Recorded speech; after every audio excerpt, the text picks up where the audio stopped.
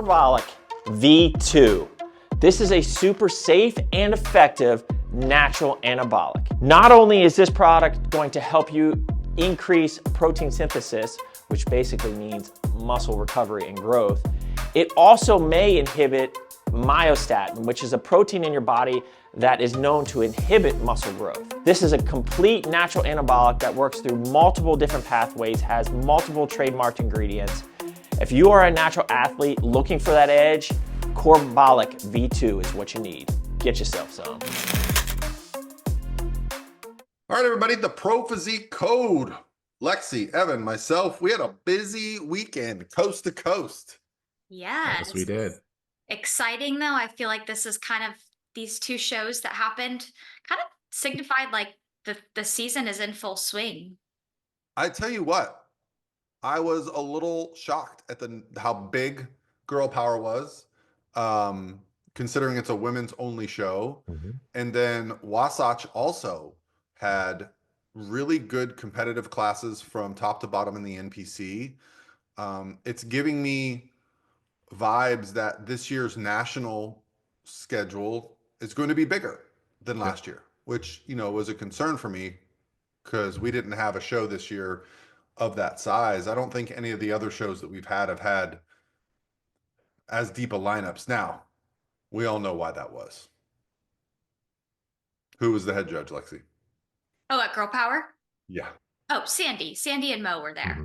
Literally, Sandy brings the people because they know she holds the keys from the Olympia down, right? Like she is. Yeah, she's the fairy godmother, I guess a lot of people call her. I mean, she was even, and I think this is what attracts a lot of people to doing shows that she's at too, is like she gives in-person feedback at the end. Like there was a whole line after the pro show. Of course, you know, all the judges always give the pros feedback, but there was a whole line, like she's standing there giving them feedback. Like that's something she's just notorious for doing. You know, I think she changed the sport because she started doing that years ago and all the other judges would leave. Now, every show I go to, there's at least one or two judges waiting at the table.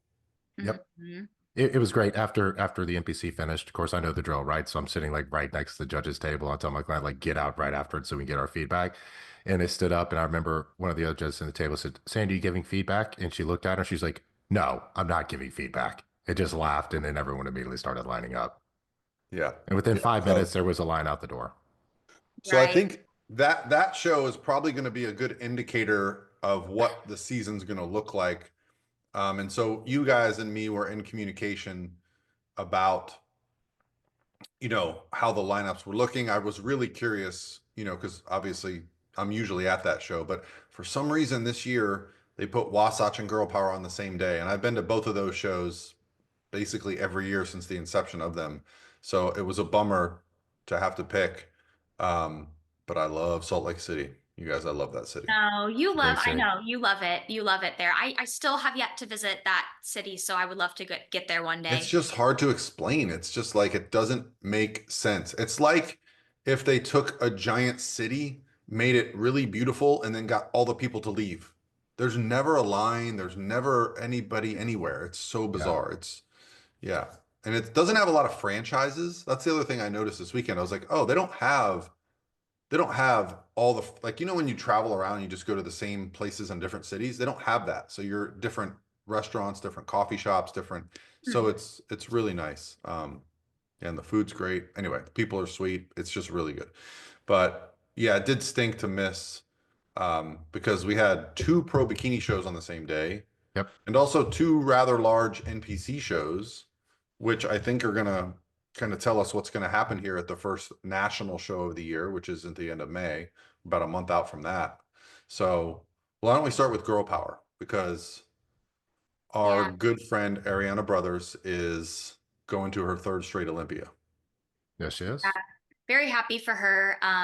Yeah, it's always good to see her and her husband JD, and yeah, I think I'm very happy she took that. I feel like it was her, and in my personal opinion, I feel like just seeing her compete so many times now in person, even, like, I just felt like this was her best. Like, definitely, I just thought she looked tighter overall, especially in the core is where I think I was drawn to immediately when I saw her hit the stage.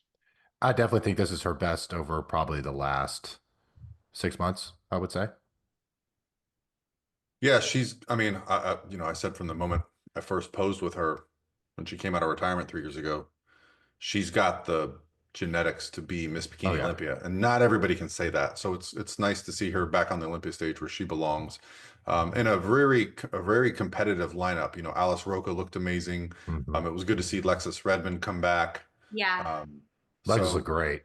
anybody She looks else at really good. that show that you saw that you thought, wow, okay, this is somebody I wasn't familiar with? Let's see. Oh, Chantel Hall was back. Hmm. We haven't seen her on stage in a while, and I want to say I don't know if it was this show last year. I know it was a class show because I remember it was at this venue. She I think got third, so she I want to say got fifth at this show or sixth. So she's back. Chantel? Yep, yep.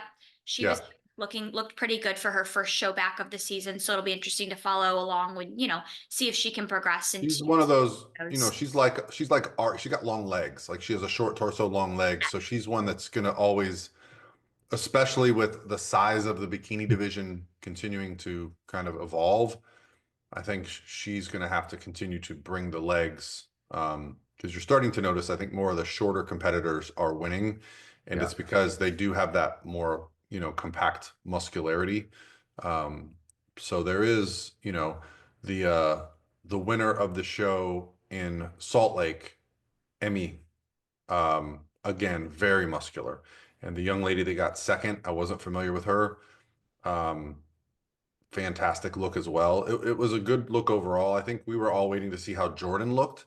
Mhm. She's someone that, being from this area, I've seen her compete since what, 2019, 2020, when she was in the NPC. I've seen her probably 20 times. And she can look completely different from show to show. And I think after the Arnold, where she was way too hard, and then this show she was a bit softer, but I think she went a little too far the other direction, just a little, and more so the back pose. Um, when the girls are like walking and their glutes are big and full, hers were a little bit softer and moving Yeah. a little bit. I think but that's her in third. That tells you how good she is. So they're How'd just her conditioning look from the front? Like I shoulders think and I think it was spot on. I think yeah. that because what I remembered from the Arnold was watching her walk and Yeah. just seeing the deep detail in her quads, um, which was funny when you look at the pictures from the Arnold.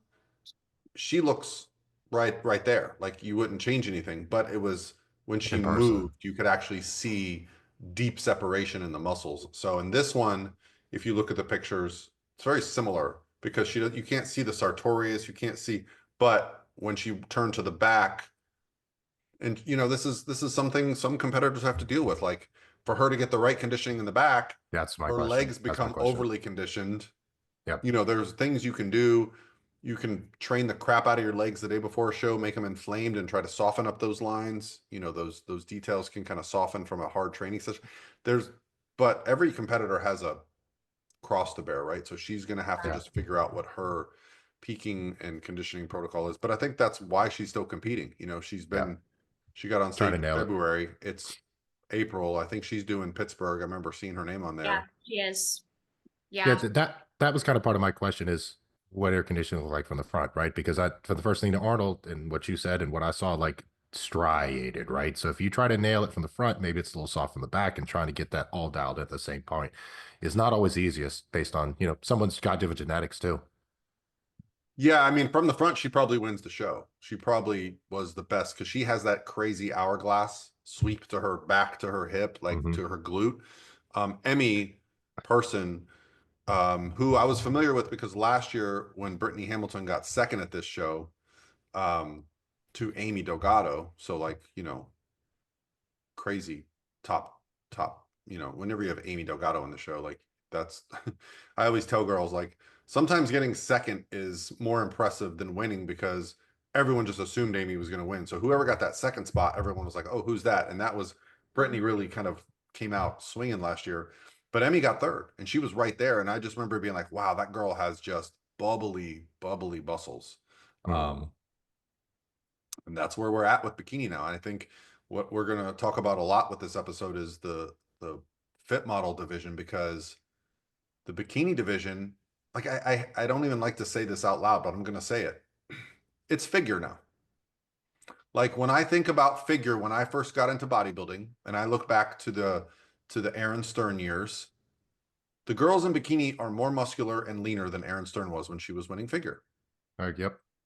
And when I see these girls, it's so impressive. But the way you pose for bikini now is you highlight that side glute. It's got to be big and full. You highlight that shoulder. You've got to have a good taper.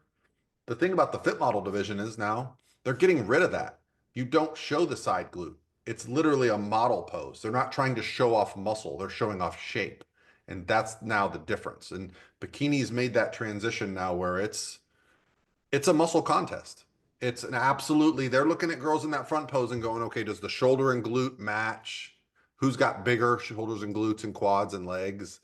Um, so like it's, when I'm watching bikini now, I'm judging a muscle contest. I'm judging a contest between competitors who has more muscle. Mm-hmm. Whereas Yeah. for years, I didn't feel like it was that. It was like who had the best overall shape and look. Right, right.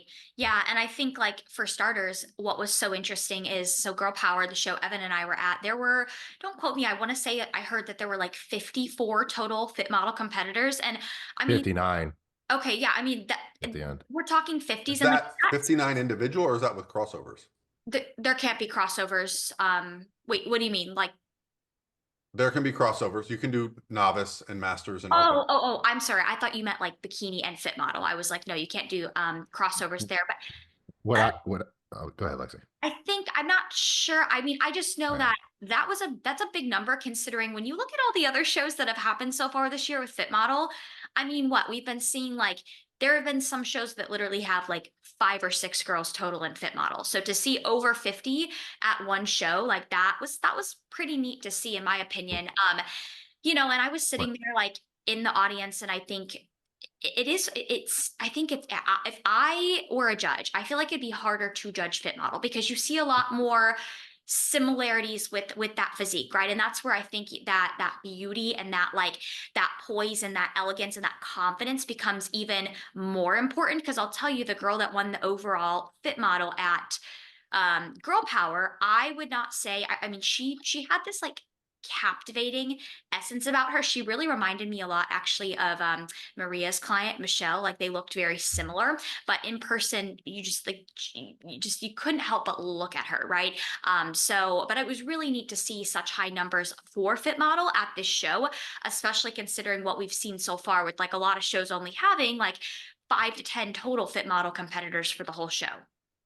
Well, I had some conversations with some people at the show that I won't share publicly right now, but maybe in a few weeks we'll be able to talk about that stuff about the football division and kind of what they think the direction is and kind of what's been rewarded in the past and things like that. But this show in particular, what I was told was there was approximately 90 to 95 overall competitors and 59 of them were fit model.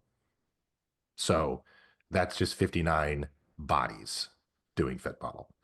Yeah, And, so and there was, I think, 3 or 4 figure and I think 6 wellness and the rest were bikini.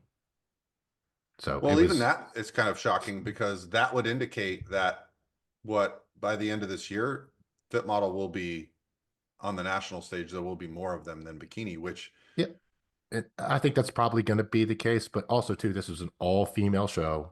Remember, it was in Florida. I think a lot of things kind of line up for that, too. And a and lot of having these shows, Sandy too, there. brought a lot So of people there and Sandy there. historically, the people that are going to go to nationals want to get in front of Sandy.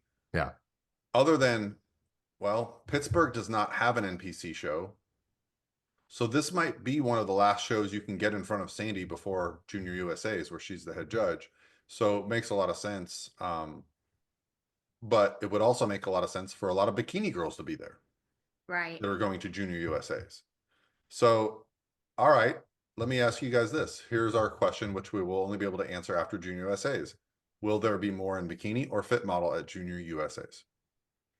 There'll be more bikini because they'll be more qualified. Or actually, there's no qualification for a fit model. All you had to do is compete in bikini in You're the right. last like 2 years. Right. You're right. But There'll I be don't more think fit. girls are going to go to nationals for their first. Well, you know what? I might be wrong. I can't say that because if I just had a girl that was like, you know what, I just want to switch to fit model for nationals, I'd be like, I'd be cool with it. Yeah. I know in the UK, I had a client competing pro qualify over there, and there was only 8 fit model total there. But Yeah. her show before, there was like 40. So, but she did bikini the show before, but she was able to just go do that fit model over there, um, and give it a try and see. So, obviously Well, let's different talk about situation. what you guys saw in the bikini division. Evan, your girl won novice overall, Yeah. She won and then novice she got overall. second to the overall winner in her open class. Yes, and I was going to make a video on this because you see a lot of people saying, I won my class, I won my class, I won my class. And me and my client Rachel, we had big plans going into the show. Like our goal was to win the overall in our very first show. That was our goal. And, if it wasn't for the one girl in her class, then that would have happened. But with that being said on there too, like luckily, we ran into a lot of troubles on this peak week here, and I would say we're probably about 80%, 85% of what we can be there at that. The feedback was incredibly positive from every single solitary judge there. Some of the best feedback I've heard from someone that did not win an overall ever Well, that I've been something around. something you guys said to me about this show was the bikini division had decent numbers, but it felt like it was masters heavy. I thought so. Yeah. I had heard so going into the show, like before everybody came out, I had heard the numbers for bikini. And so I was kind of thinking, especially with how this show was last year, which is number wise, I was kind of just thinking, all right, it's going to be another small show. But I'll be honest, I thought I don't know the exact numbers, but I thought that there was a good amount of bikini competitors that were masters, like even, not to say like 45 and up, but even like 35 and up, 40 and up. But I personally was very impressed by the bikini pool. I mean, I remember sitting there just thinking, because I was thinking about like observing so that way I could make some notes to talk today in this podcast. But I was impressed by the bikini lineup. Like I remember last year, there were maybe like one or two girls at Girl Power that were like really standout. But like this year, I personally found that there was a lot more standout competitors on stage.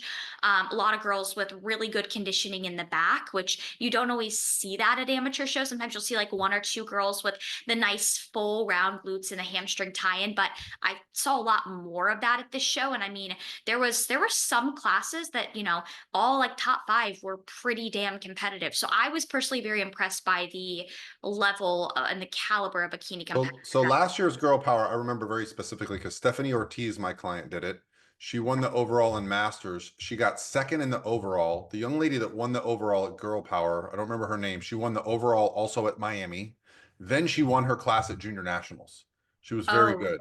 So she turned pro right away. She was Yeah. very dense. And then Stephanie, who got second there, turned pro, right? So like that tells you like these shows, Yeah. the girls that are at the top of these overalls and fighting for their classes are going to be, fighting for pro cards this season. And this girl that won the overall here, I could be wrong on this, but I'm quite certain. I think she's been like 1 or 2 spots off a pro card a few times too. So Yeah. she's a And very good competitor. And you know what makes me happy, Evan, is that's how the sport should be.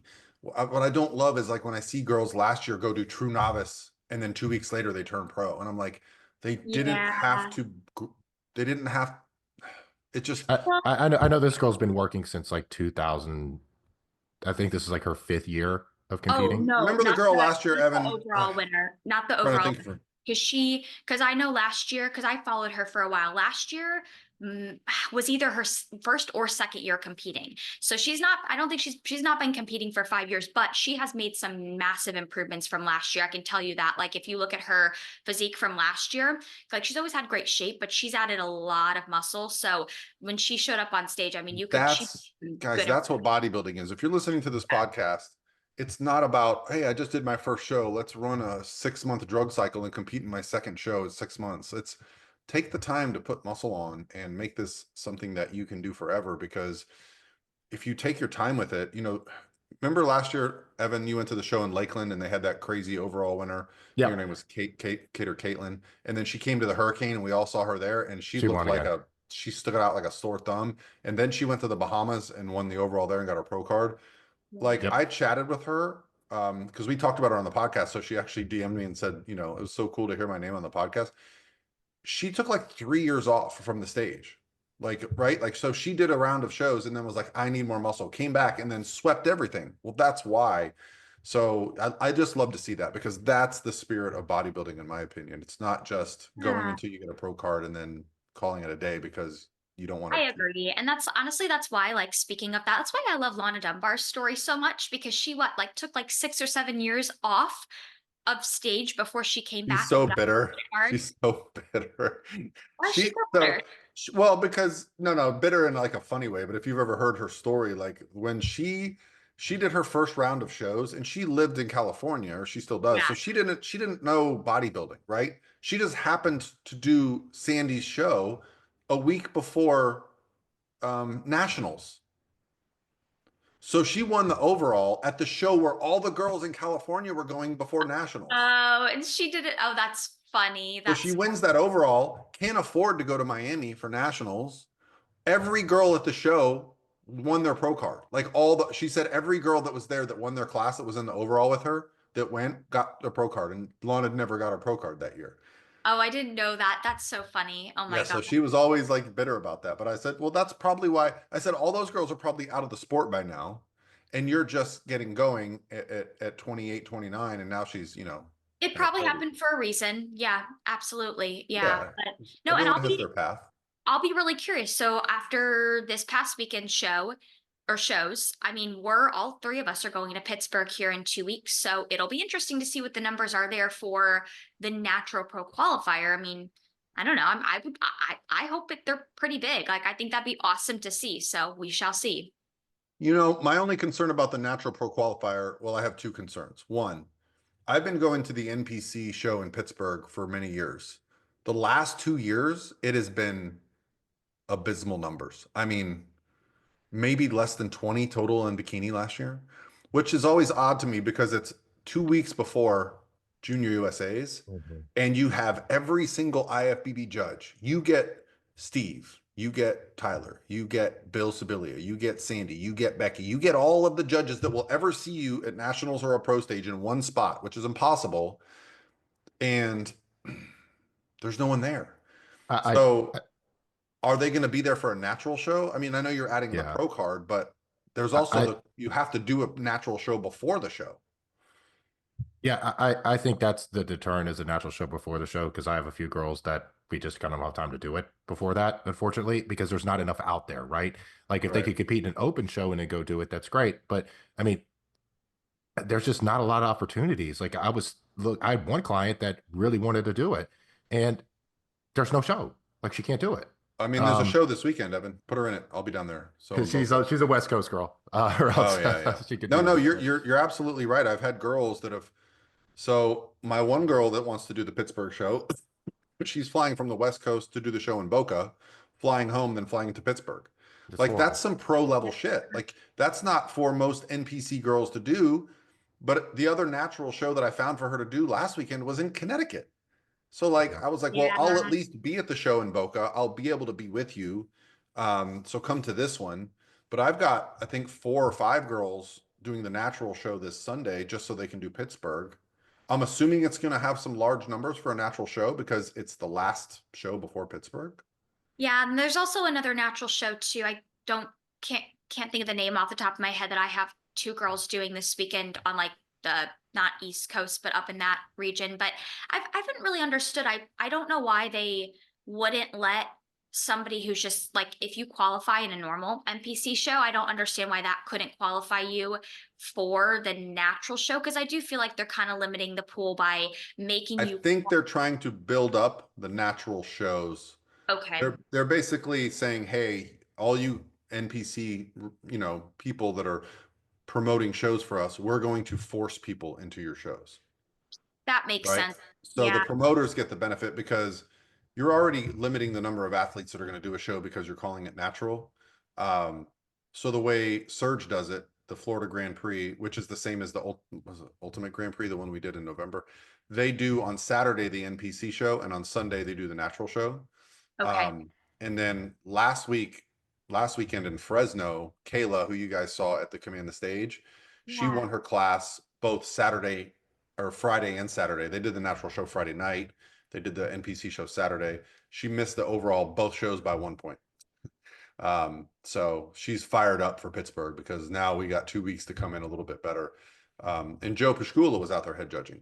So yeah, so that was a Spectrum show. Joe is judging, so so Kayla, if she doesn't turn pro at Pittsburgh, I promise she'll turn pro probably at Junior USA's because she doesn't even need to do natural. She's good enough. Yeah. But like that's my two concerns is like the Pittsburgh show, it hasn't been around for years, doesn't have the following of the Ben Weider. Because I've actually talked to some girls that are like, oh, I've never even heard of that. I'm like, yeah. So it's almost like you have to be an insider a little bit right now to know about it, right? I feel like, go ahead, Evan. No, I wish they would mend the rules a little bit for these first like kind of run of natural shows and say, hey, you know, if you did an open show and you qualify for natural, you can come do it here for this show. But next year, say these are going to be the rules going next year. Once they add more opportunities, there's just not enough opportunities. Yeah, I agree. I think a lot of people know about Pittsburgh, but it's more of like they know about Pittsburgh from the pro show standpoint, because that seems to be what gets a lot of the media attention. Well, So when they announced the whole pro qualifier for Pittsburgh, I feel right before Fit Model. And so Fit Model kind of stole the thunder. yeah, very good point. Yeah. Well, It'll be I want interesting. to, we got a lot in the next couple of weeks. We're going to know a lot. We just had two pro bikini shows, a bunch of Fit Model athletes. This weekend, I'll be at the Boca show, which actually has a natural show on Sunday. You got anybody competing this weekend, guys? Not at that show, but in other shows, yes. Okay. Yeah, And then, well, I had somebody at the Jay Cutler. Jay Cutler was a massive show. The bikini numbers there were very good. And then the weekend after that's the Pittsburgh, which the Pro Physique Airbnb is going to be bumping. Oh, I'm excited for that. Yeah, it'll be fun. I will say, I hope that Pittsburgh's a little bit warmer this year. Because last year, Paul, when you and I went, it was It's just the luck of the draw. Salt Lake City was 75 and sunny Ooh. every day I was there. Yeah. Oh, So that's perfect. That's perfect. Yeah. Well, I'm excited for Pittsburgh. It'll be really fun. And I think naturally, so we did want to talk today a little bit about how we coach athletes on show day and just talk a little bit too about that process, because yeah. I know that, with the season starting, this is for some athletes that I'm coaching right now. I mean, for some of them, it is their first shows. For some of them, it's just our first time competing. And I've gotten some questions of like, what can I expect on show day from you, especially for my clients who maybe live on the other side of the country, right? And so I think that that's rightfully so, understanding how your coach is going to communicate with you and be there for you on show day. But also, I want to talk too about, we can kind of talk a little bit about like what goes into show day, because I think sometimes some competitors overestimate how much goes into show day, and in a sense of like, I think it matters much more what you do leading up to show day with the physique. It's not like you're going to wake up on show day most of the time and make these crazy changes within the first couple of hours of going on stage most of the time. So I want to talk a little bit about how we coach our athletes, whether we're there in person, whether we're not there in person, and just kind of what the day looks like in general from a coaching client standpoint. I can describe a show day in one sentence. You guys ready? Sure. Wait. Hurry the hell up and get on stage. Where are you? Why aren't you lined up? That's show day. Yes. Oh my God. And yes. go get glazed an hour and a half before you step on stage, please. What are you guys doing? Everybody, why aren't you lined up? Yep. It's the whole hurry up and wait. Yeah. And it's, oh yeah, that's hard. And even every show you do, it's hard to be backstage and like I tell my competitors, just stress should be as low as possible on show day. Like, be backstage when the show starts, but then just sit down, relax, put your feet up. But it's hard when you have, the expediters running around yelling for people. And I'm not discrediting them. They're just doing their job. But it is a lot of like hurry up and wait and a lot of sense of urgency. Well, a lot of it also comes down to if you're lucky enough to go to a show that has some history and they have had the same expediters, the same venue, like, was it the Avanti Palms again for the same one. I mean, though that place has these giant rooms where everyone sits, and then the expediter knows where everyone is. They call the people backstage to line up. It's like in the Florida expediters, for those that aren't familiar with Florida shows, they all share resources. It's the same expediters at every show the whole year in Florida. It's crazy. Like you get to know the expediters like they're your best friends because Billy is at every show. I mean, there was no difference between this and the class show. It's the exact same. Right. Yeah. clash. I mean, even Tim Gardner shows, they're going to have the same people backstage, right? They're all the same. Yep. So, and then I'll be down at Surge's show this weekend in Boca. It's going to have the same people, you know, because um, the promoters, they support each other. Like there's different regions of Florida. Florida's very Mhm. big, so they just support each other. And it just, but I've been to other venues where it's very difficult. The stage doesn't seem to have a single point for the athletes to sit. There's like 10 different rooms. And so the expediters can't find number 37 in Bikini Novice C, and they're freaking out and they're lined up. And, you know, because if you miss your class at an NPC show, you technically disqualified. So you paid all this money to get your makeup done, your hair done, and you don't walk on the stage at the right time, show's over. Yep. I, my only big pet peeve with a lot of this stuff backstage is the glazing part of it. It's like go get glazed, and especially here at this show, because things started to run a little bit slower. Girls were getting glazed like an hour before they went on stage. Yeah, that's not good. That glaze It's yeah, actually will streak a little bit, yep, and if you have to reapply it, it can get a little bit muddy. yep. So, you know, this is where experience can come in, Evan, because what I'll do is they'll be like, "Hey, line up for glazing," and I'll go I'm look like, at the don't go. stage. I'll Yep, be like, "Oh, they're still on men's physique novice. Like you've got a yep, while, right?" yep. Now at that show, obviously you had only women. So what's funny about the only women's show is usually with Bikini and now Fit Model, you're like, "Oh, I got a while," and then there's 7 wellness and 6 figures. So you're like, they're like calling novice Bikini to start the show for glazing, Yeah. Right. Honestly, it's that was almost the way it was this last weekend, which but can with the freak. fit model. And then that's the last thing you want your competitor to hear is like, "I'm in my makeup chair. They're calling for us." You're like, I "Oh." know, I know. That's when like that's when it becomes hard when you're like, I've had some clients before with like, the lovely 3:30 a.m. makeup times, but it's like it's either that I'd or rather that. yep, I'd rather Go lay in your bed like a zombie. yeah, that's the thing. And I know like we've all had it happen. I've had it happen before. My makeup has been at 3 a.m., but it's like afterwards come back.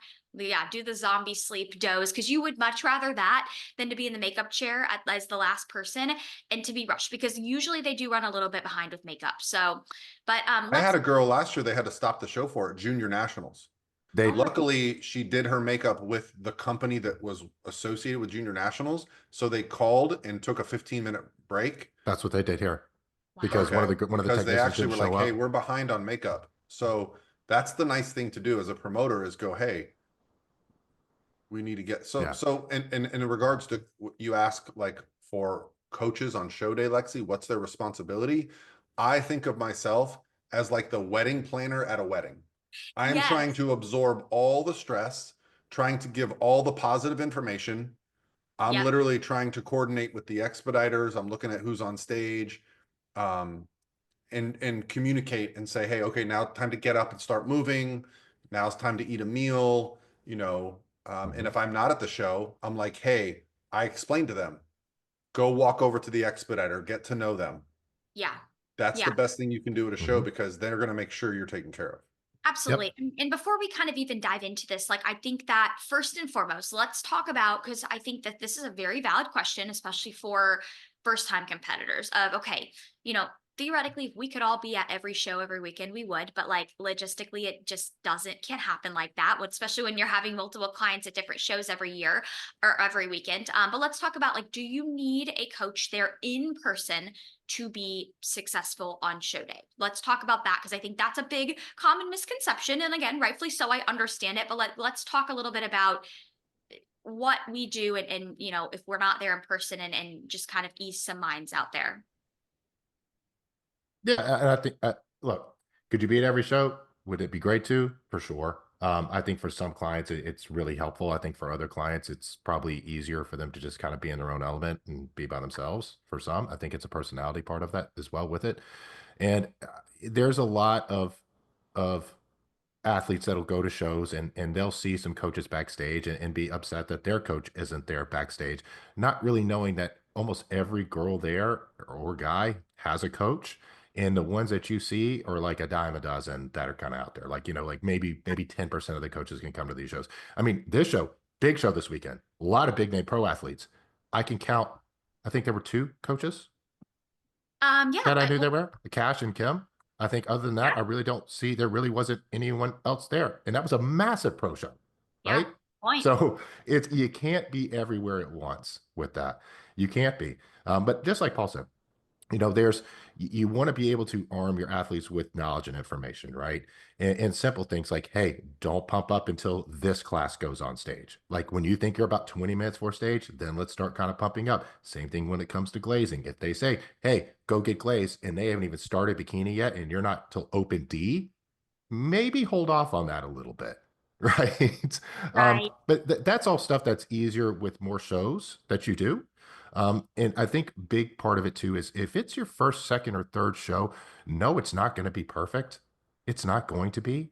And that's okay. It's all a learning process when It it is. comes to this. And the more It you do is. something, the easier everything gets. And I think that, to assure a lot of people out there, a lot of first time athletes, like I think it matters much more what you do Monday through Friday leading up to the show rather than just backstage. Right now, I'm not Yeah. saying like your pump up and what you eat before stage is not important, but like I would much rather a client nail Monday through Friday protocol and then, maybe there's a little bit of like wiggle room on Saturday. Like it's not like it's going to generally make the biggest difference. So I think, to ease people's mind there, but like we've all talked about before, if we're not at an athlete show in person, we are all glued to our phone like that.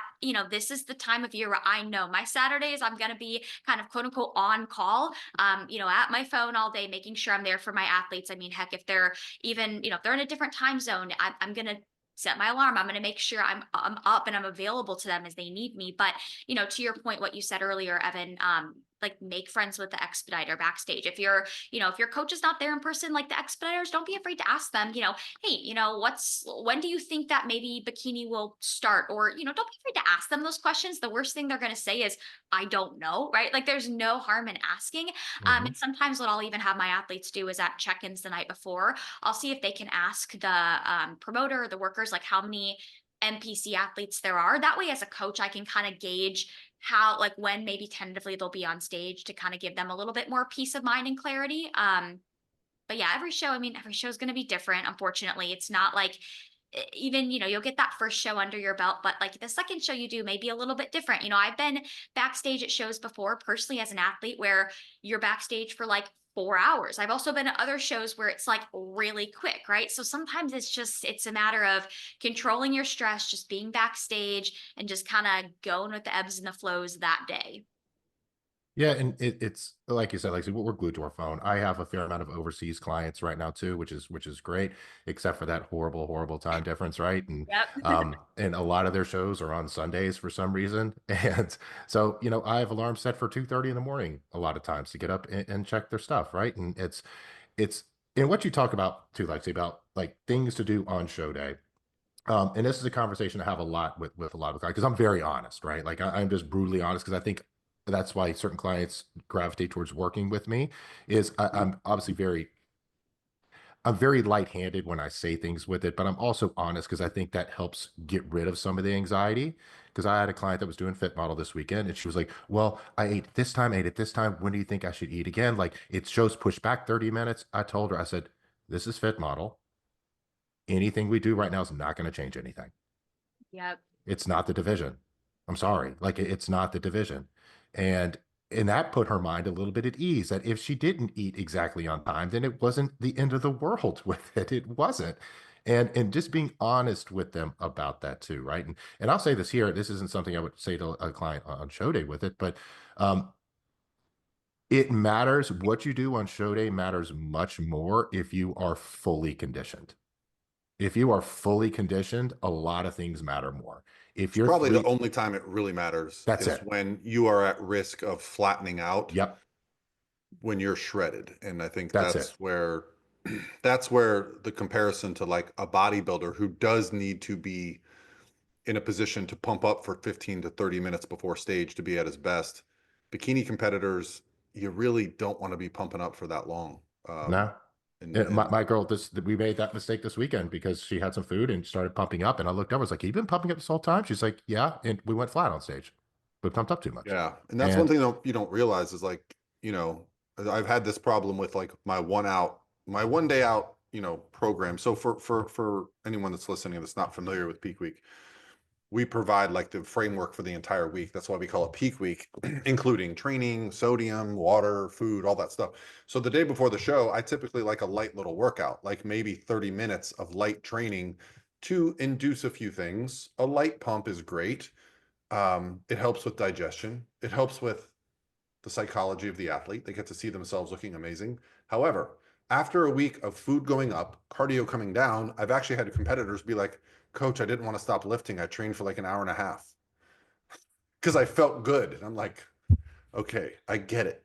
Now we have to feed you more. And, I have to make sure we're not, because you're burning through those glycogen stores. And you can certainly do that backstage, Evan. You can certainly pump for so long that you're just deflating those muscle Deflating it. bellies.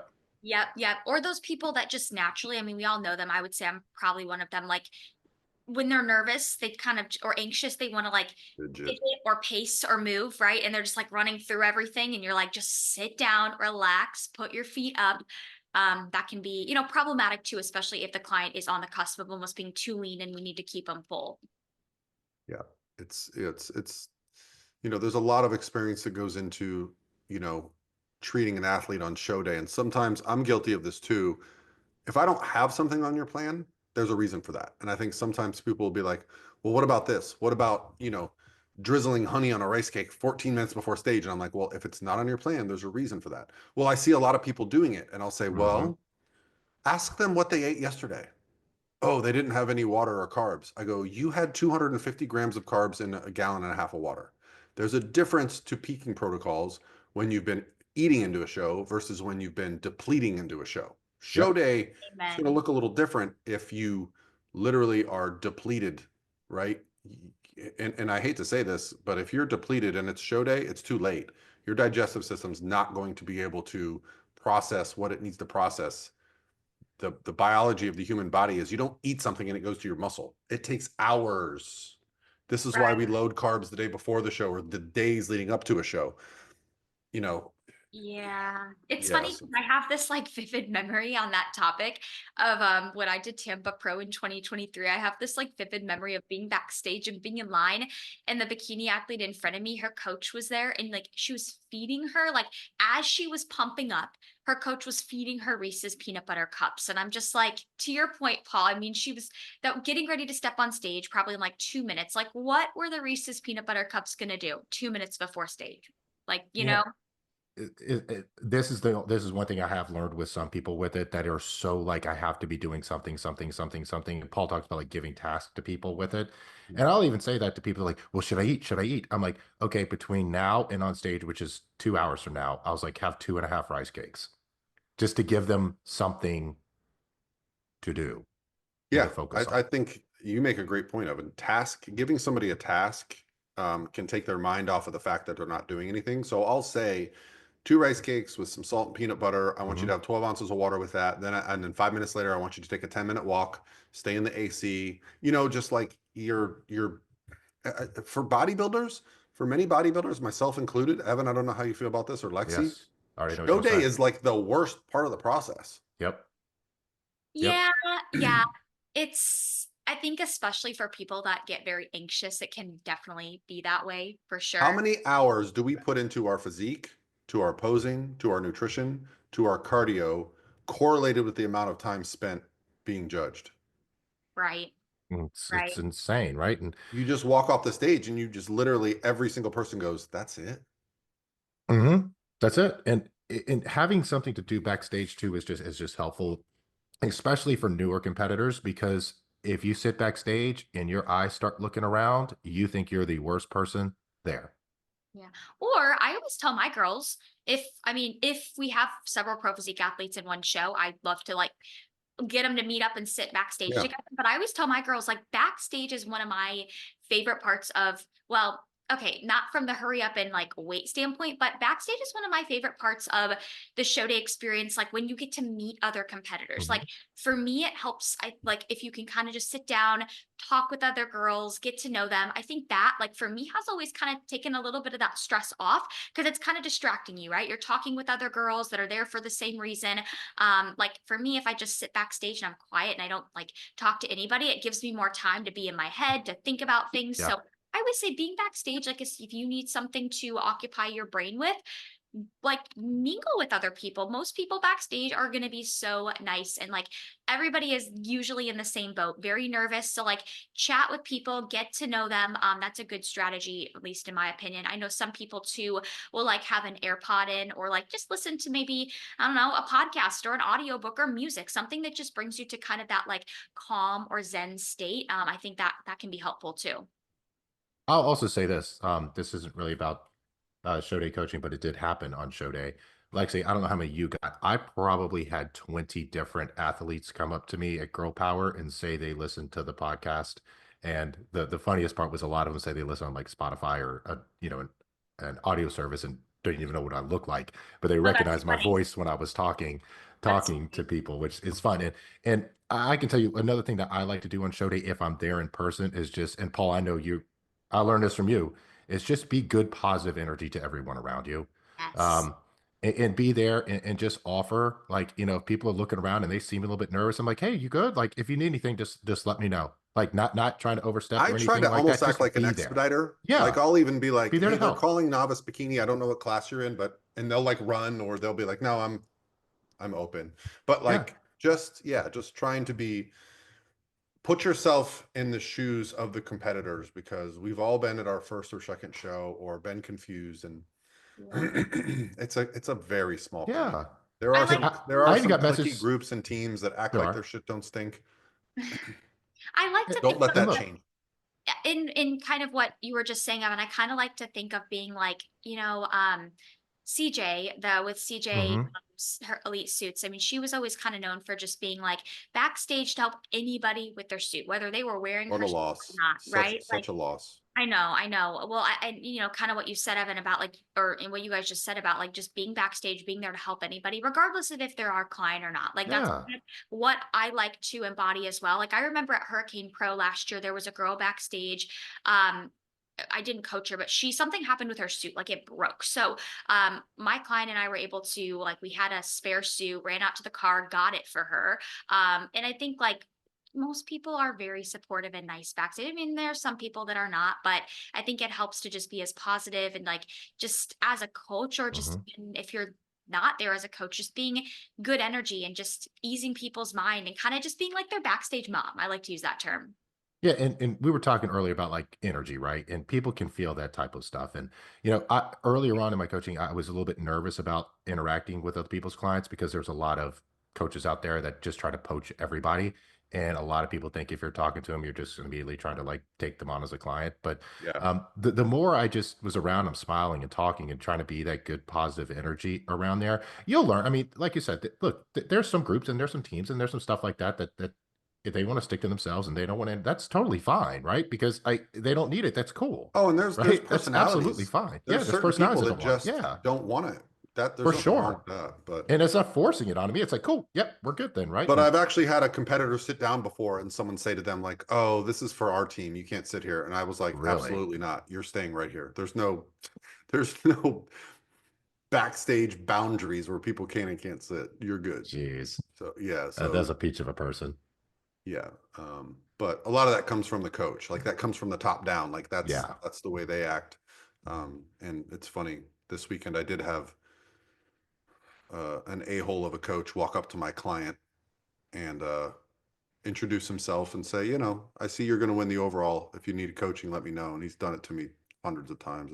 Oh, It I doesn't, mean, at this point, it doesn't phase me. It's just laughable. And people yeah. can sense the energy from that. And it's like, no. it, There's people that are I mean, backstage because they have competed and they yeah. understand the sport to be helpful. And there are definitely people that are, sharks looking for their next meal.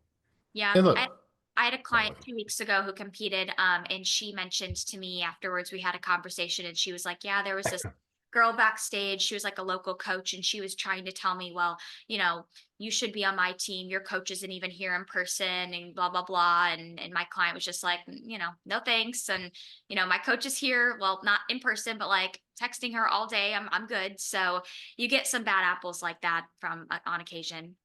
You do, and look, we've all been around the sport long enough to kind of know what a lot of the bad apples are, right? And we try to stay away from that. But there's also a lot of good people out there. And I mean, my client, we were at check-ins, and I'm talking to like everyone, right? Like Jay and Mania's there, talking to him, talking to Debbie, Laura Lee's there, talking to Kimoto, talking to Drew Brandon was there, then Cash was there. I'm talking to all these people. She's like, you just know everybody. It's like, well, it's when you're around for a while, you get to know people, right?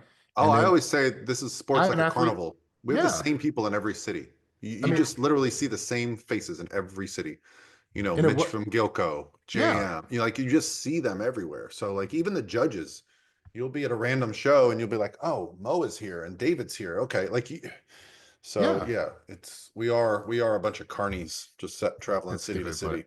And it helps too because like I have a girl doing the natural Emerald Cup to qualify for, to do the show to be able to do the Pittsburgh. And like I know one of the other coaches that was there at that show, he's going to be at that show. And he was like, yeah, yeah, I'll take pictures. I'll give you head feedback. And it's good to have an eye there in person, right? Because he's a Yep. friend.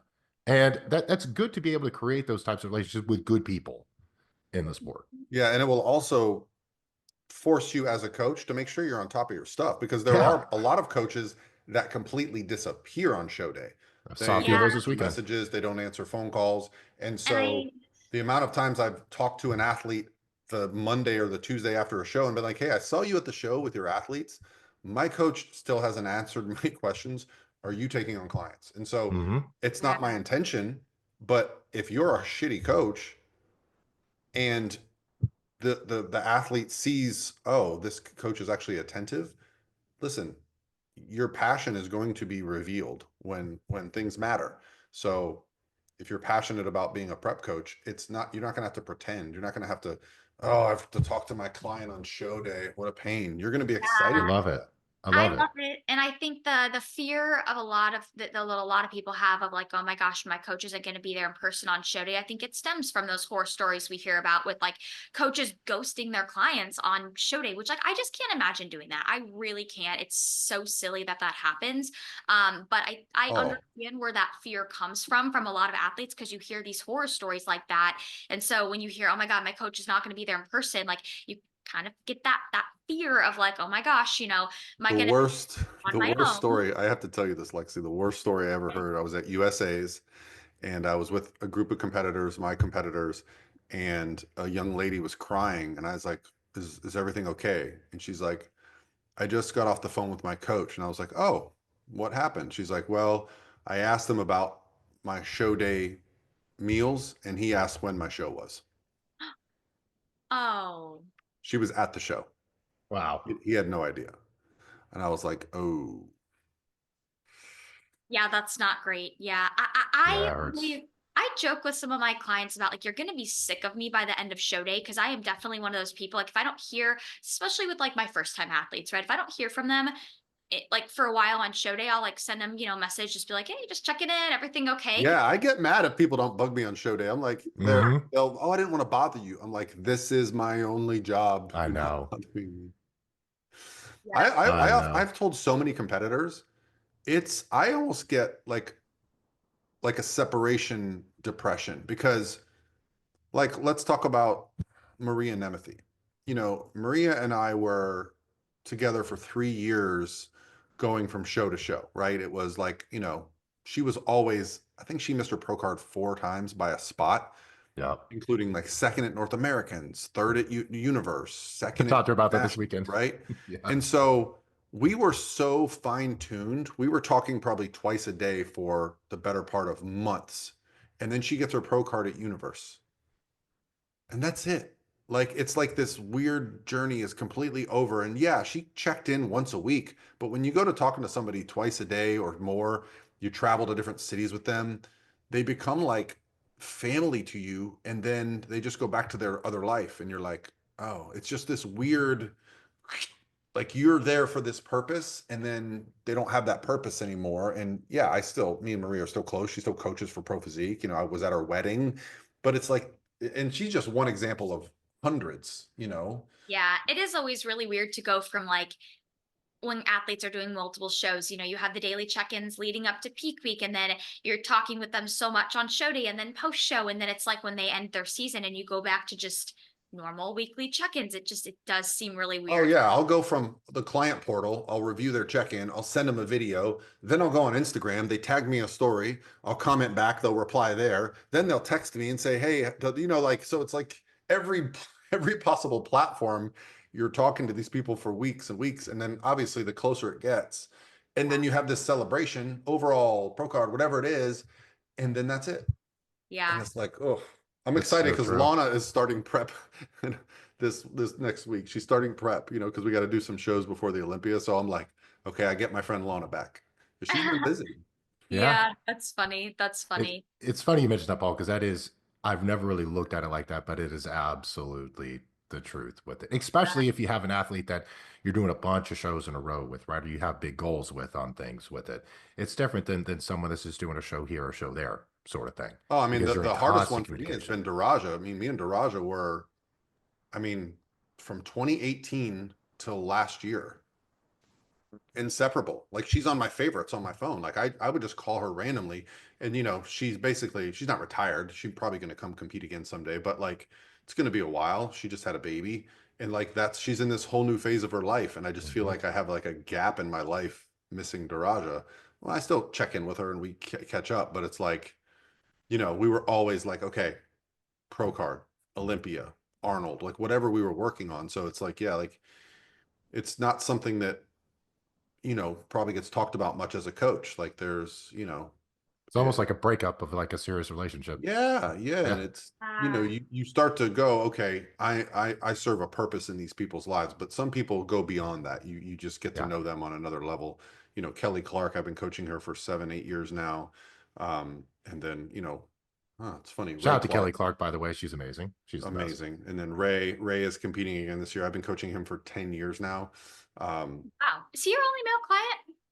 No, I've got quite a few male clients. They're not as vocal on the social media. You know, like Brian Yeah. DaCosta, we won a world championship. He Oh, hasn't that's really right. competed since then, right? But like I still consider him a client because we've talked when he comes back, he wants to, you know, but he's not Yeah, competing right now. yeah. So like I've got a few others, but yeah, well now with the fit model division, I feel like I've had a big shift towards that in the natural bikini division.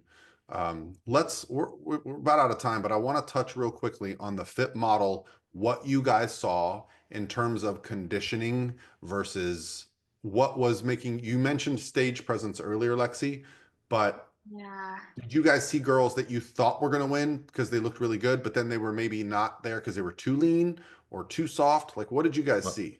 first of all, I'm gonna let Lexi do all of this because I was backstage helping out with stuff when Fit Model went before Bikini. So Me Okay. and Lexi can do it I saw because zero Fit Model at this show. Oh, okay. Well, okay. I will my go. whole goal was to watch fit model up close. So I'm Well, really curious. yeah. So I was sitting next to Maria and Timothy. We were watching, and we got, we weren't like right behind the judges table, but we were like center. So I feel like I got a pretty good view of it.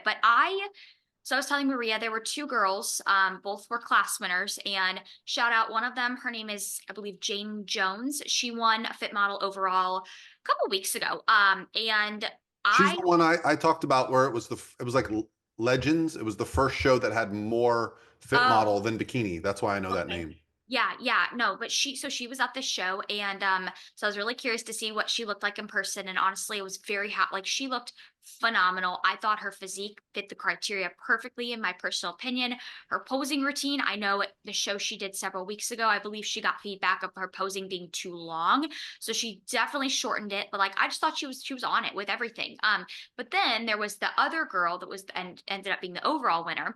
And she looked very similar to Maria's client, Michelle. Um, and I would say, didn't have as much glute pop as Jane. But I guess she just had it's hard to explain if you weren't there in person. She just had that like the best way I can kind of think to describe it is like a pageant kind of glow to her where you just have to look at her. So I told Maria, I'm like, it's going to come down to probably Jane and the other girl who ended up winning the overall, in the overall. And I said, I think it's just going to come down to, are they going to reward a little bit more of that like muscular physique? Not that Jane was overly muscular by any means, or are they going to reward the other girl who has a little bit more of that, like, just, I don't know, that captivating pageantry, like glow to her on stage. And it looks like that's what they rewarded. Because I would say Jane had the fuller glutes, for sure. But they obviously, I would assume Jane probably got second in the overall. That's what I saw. I didn't see, I How mean, many, so just Lexi, how many classes did they have for Fit Model? 3 or 4? at least four, I want to Well, say. they're only doing 4 at National, so I don't imagine they would do more than that. Yeah, okay, so then it must have been three or four, probably four, because the Okay, classes 4. were pretty big. The classes were pretty big. What's interesting, this is a very little nitpicky kind of detail, but I did notice a lot of girls were wearing the hologram suits. So like Yeah. not the matte suits. I didn't see as many matte suits for Fit Model. I saw a lot more of the hologram that gives it a little bit of that glisten and that shine. Yep. The suit bottoms all looked, in my opinion, I feel like a lot of the girls, if not all the girls, were wearing proper suit bottoms. Wasn't really seeing any of that like discrepancy like we kind of did in the first couple of shows with the suit coverage. But I didn't see any girls that were like, I didn't see a ton of girls that were like overly lean. And if there were girls that were pretty shredded and lean, they were usually towards that, like the end of that call out. That's exactly what I saw too. In fact, what I saw was there was one girl at the show that was clearly leaner than everybody else. She was last in every class, even after girls that had like cellulite. Like they wanted nothing to do with that look, right? Yeah. Little bit of quad separation, capped delts, a little bit of vein in the shoulder, probably even just a little bit overly conditioned for bikini in the NPC level, but like they were like, no, sir. And then the girls that I thought like when my eye went to them because they were a little more conditioned than my competitor, I was like, oh. And then, so when the call out happened, so for those that aren't familiar, Brooklyn Goodsell was my client that was at the show. She did bikini at the Arnold. She did bikini at Nationals. She's been first call outs at all these shows. We can never get to the middle, right? We're always fighting for that 4 or 5 spot. So I said, let's give this a shot. So she was up about 6, 7 pounds from the Arnold. So much so that she even considered not doing the show. I saw So that. when she came out for the class, her class was the largest. There was 4 overall winners. So the last like 4 overall winners were at this show. I did no idea. So there were 4 overall winners in her class. She was in the tall class for Fit Model. She was initially all the way on the end. So they start moving people around and they don't even mention her. And I'm like, I guess we're a little too soft because the girls looked a little more conditioned, right? A little more etched in, Mhm. not bikini etched in, but like a little more. Some really pretty girls, great shape. And then right before they start to do the comparisons, they go 121, come down between ba ba ba and ba ba ba, right? So they said they literally put her in the center of the stage and split the C. So I was like, did they miss her? Why did they do it that way? Stayed there the whole time. And so I was just curious. I was like, okay, because again, what was the criteria that they love? Now, Brooklyn, if you're not familiar with Brooklyn, stunningly pretty, like big, she's got the big hair, right? Just fits the model description very well. So she ends up winning her class, wins the overall. And the feedback, I was in line, the feedback for every single person in front of us, you look great, just a little too conditioned, a little too conditioned. And Brooklyn, they said she nailed it. And I was like, okay, like I guess, and again, I'm not trying to toot my own horn, like, hey, I've figured this whole thing out. That's one judge at one show that we got it right for. We'll get feedback before nationals. She's all excited about nationals now. So yeah, it's gonna make me very nervous to push the conditioning at all. Yeah. Yeah, it's Super full and not overly conditioned. Those are the two. So you got to be lean enough that you can be full, right? That's the Yeah.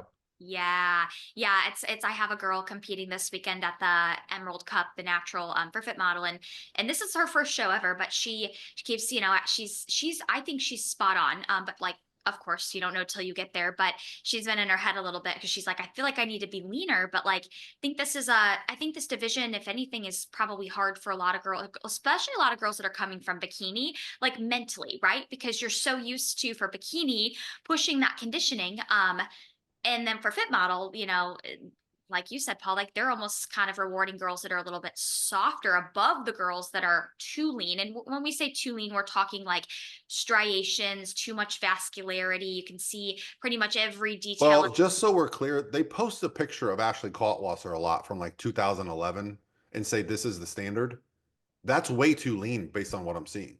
Yeah. Because Ashley had full separation in her abs, and she even had like a little bit of tie-in going. Like they do not want that right now. I have not seen that rewarded, at least at this show, which was the biggest class I've seen. There was like 9 girls in Brooklyn's class, or 10, and she was not the leanest. So yeah, it's definitely gonna be a discovery process. And it's, you know what, it's like you said, Lexi, it's gonna be harder to judge than bikini. It's not as black and white. Like in bikini, which I described earlier as a muscle contest, you can say this girl won because this muscle was bigger. And fit model, like you just said, Jane had the better glutes, wasn't the separator. Right. Yeah, I just kept sitting there thinking at Girl Power when Fit Model came out. And I think I told Maria this. I was just like, it reminds me of if you're judging pro bikini, right? Because sometimes when you sit there and you look at these pro bikini competitors, they're all amazing. How do we separate them? Right. How do we even judge? And it was like the same thing with Fit Model. I was like, there were so many girls where it wasn't like they all look good for the most part. Of course, there were some that, maybe were a little bit more of an outlier, but it's just so hard because you're more so comparing like apples to apples as opposed to like apples to oranges or apples to bananas, right? Like it's very hard to judge. And I feel like Yeah. that's where I've been telling a lot of my girls. I think that's where, not to say that it doesn't, I mean, it still matters for bikini, but like that's for fit model. Like you need to have the glam, the makeup, the hair, the overall look, the confidence is, needs to be even more important because that could potentially set you apart, especially if the judges are sitting there looking and like everybody has an equally fabulous physique. It's going to come down to probably your confidence, your poise, your gracefulness, your glam that's going to kind of set you above the rest.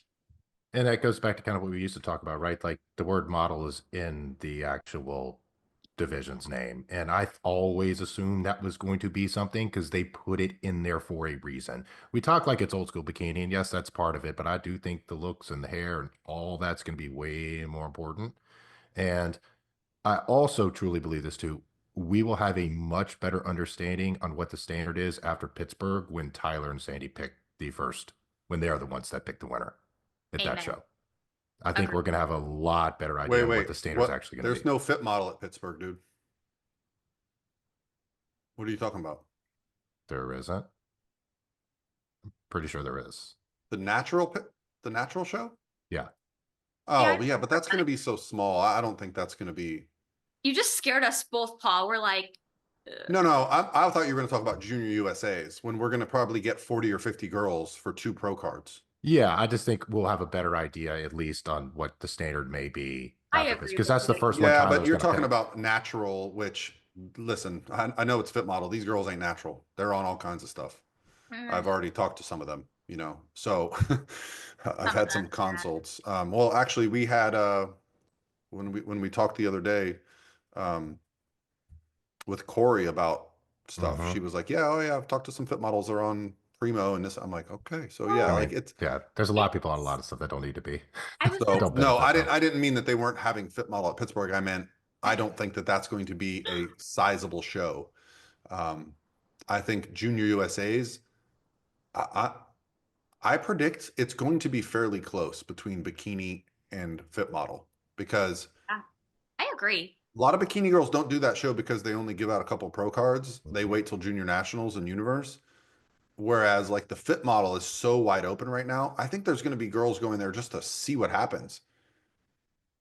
Yeah. It's a completely different category. Like it's not, based on bikini, who's going to turn pro at that show. Based on, we've been at these shows, we've seen a couple of these girls.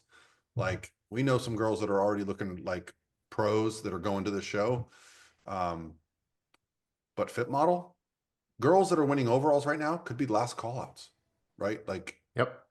So, and girls that are, getting fit could be turning pro. Like it's like the old days of bikini where it's up for grabs based on, and that's maybe why there were so many girls at Girl Power to get in front of Yeah. Sandy. Yeah. And I know we've had a few conversations after when we're not rolling. I have some more with it over conversations I had over Yeah. kind of the division. The truth is nobody knows yet. No. And anyone can say this is what it's going to be, but no one knows. Right. Everyone's trying to figure it out, which is kind of fun though, right? Like that's kind of a It'll be a really discovery. cool Well, thing. hey, I'll be down in Boca this weekend. It's a pretty big show. I think the overall winner gets a paid entry to nationals, so there should be some Cool. good competitors there. There's For the sure. natural show Sunday, and then we'll be in Pittsburgh. So we'll have a lot more stuff for you Yeah. guys. So You will. it's a You good way will. to wrap it up. And if you're still listening, I want you guys to comment below. We had a funny comment last week on the podcast on YouTube. Somebody said they wanted to get drunk with Lexi, and I thought, Oh, I support saw this. that on a cruise. Yes, that I did see So that. please let us know if you'd like to get drunk with Lexi. We will make it happen. Oh my That sounds Well, I will say hilarious. they'll leave it at this. I remember this was like a couple years ago it was when the NPC Women's Workshop was in Arizona. There was that one year. And I was there that year with a ton of girls, a lot of the Angel Competition Bikinis girls in an Airbnb. And we went to a dispensary there. And I just remember at night, like they still always tell me this story. I was so slap happy that I could not even tell a story. I was like crying.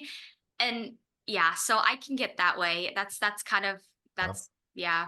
After this is Lexi 2.0 after this weekend. So just turn around everything. Oh boy.